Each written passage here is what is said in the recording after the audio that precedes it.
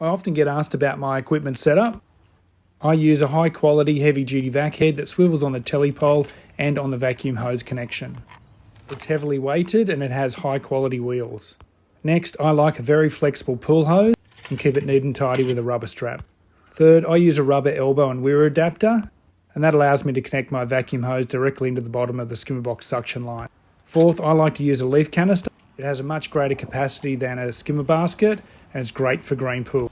Remove the air from the vacuum hose and then connect it directly into the bottom of the skimmer box.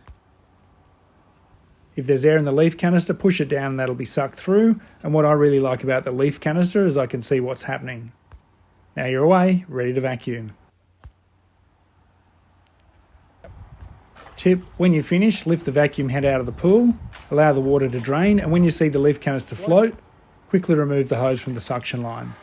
Now you might hear the pump start to labour as air comes into the pump, but if you're quick in removing the hose, the pump should reprime quickly and push the air back to the pool.